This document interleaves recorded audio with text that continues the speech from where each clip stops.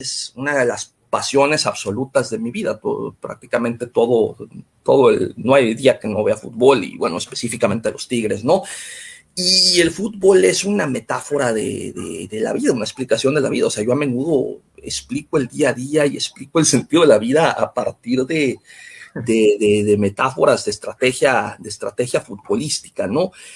Y el fútbol es, diría Nietzsche, humano, demasiado humano, y encarna mucho de nuestra profundidad ontológica, además de que por otra parte el fútbol es mi esperanto, ¿no? Es mi idioma universal, porque en todo lo demás tengo pasiones minoritarias, muy sectarias. O sea, pues, la literatura pues es algo de lo que hablamos unos cuantos, pero pues no puedes ir por la vida hablando de literatura porque hay millones de personas que no comparten esa pasión contigo. Lo mismo me pasa con el heavy metal, por ejemplo, que pues no somos muchos los que lo escuchamos, pero en cambio el fútbol, al lugar del mundo donde vaya, siempre he podido abrir una charla futbolística y sentarme a tomar una cerveza con alguien que, de no ser por el fútbol, jamás me hubiera sentado, habría sido mi amigo, ¿no? Entonces, el fútbol me abre una gama de charlas y conversaciones con gente de lo más improbable y con gente muy diferente a mí. Entonces, el fútbol ha sido así como una especie de grandísimo embajador que me ha permitido muchas horas de plática y de, a lo mejor, inicio de compañerismos, de amistades con gente que es muy diferente a mí. Es mi esperanto, ¿no? Totalmente. Y en cuanto a la escritura automática, la practico, no quiero perderla. Así un poco al estilo de los surrealistas. Tengo textos, tengo archivos que abiertamente, o sobre todo cuadernos, que abiertamente yo sé que no los voy a publicar, ni voy a hacer nada por publicarlos, ni voy a luchar por enviárselos a un editor o inscribirlos a un concurso, no. Es escribir por el puro placer de hacerlo, ¿no? O sea, la escritura se agota en sí misma, la escritura como fin en sí mismo, y practicar el puro gozo de nomás dejar que la pluma se vaya como penco desbocado, como penco rejeo, y agarre pa'l monte y salga. Y es un divertimento que a menudo no llega a nada.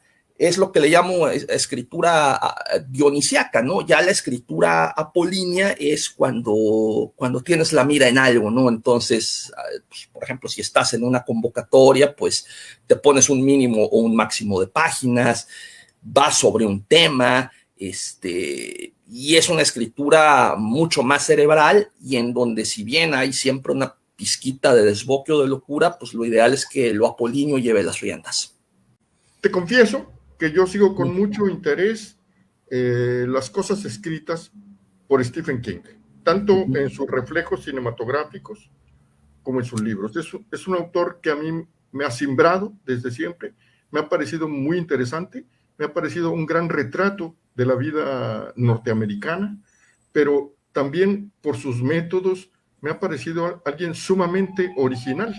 Y dentro de sus técnicas, una que él recomendaba, cuando menos en algunos momentos, pues con especial ahínco, era la de someterse a un aislamiento absoluto. Él escribía en un sótano, como ya sabrás, allá en Maine, un sótano que supongo que era un tanto incómodo, como suelen ser los sótanos, pero en el que además él, con audífonos, escuchaba lo más alto posible piezas de heavy metal para poder solucionar sus historias. Y yo te quiero preguntar a ti, ¿cómo es tu trato con el heavy metal al momento de escribir? O sea, ¿realmente te ha acompañado en algún momento el heavy metal en un proceso de escritura, o es algo que tú distingues de tus procesos de concentración y de creatividad?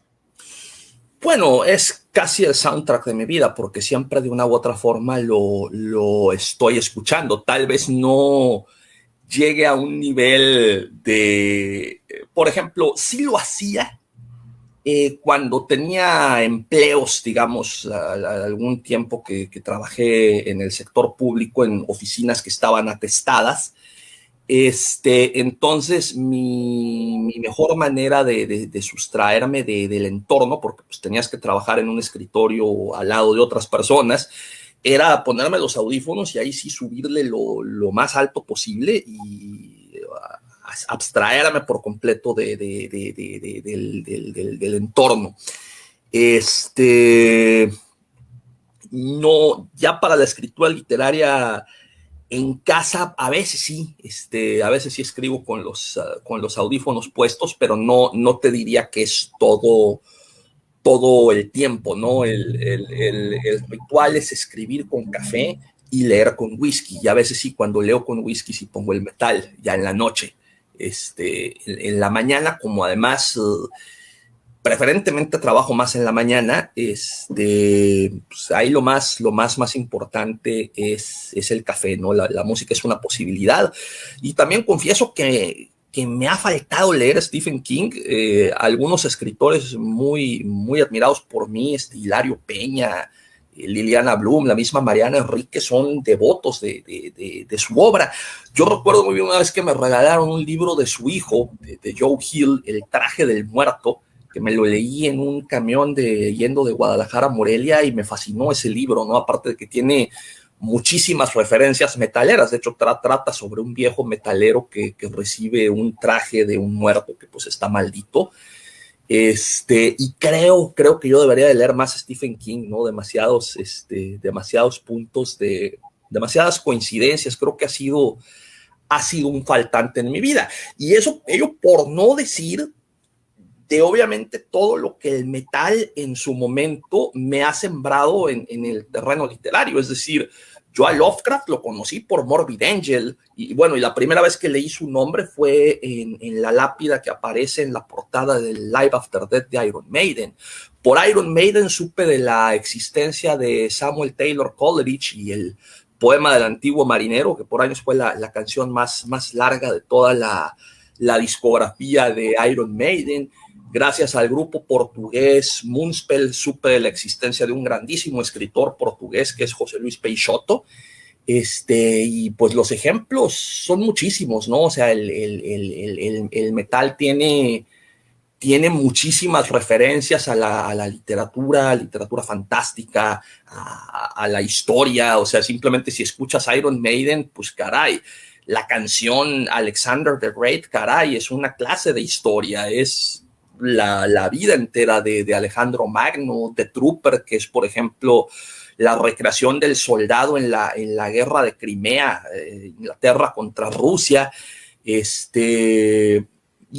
pues para mí el metal siempre está presente, es el soundtrack, y siempre me está alimentando, me está inspirando. También es a estas alturas de la vida, creo que ya nunca lo superé ni lo dejé.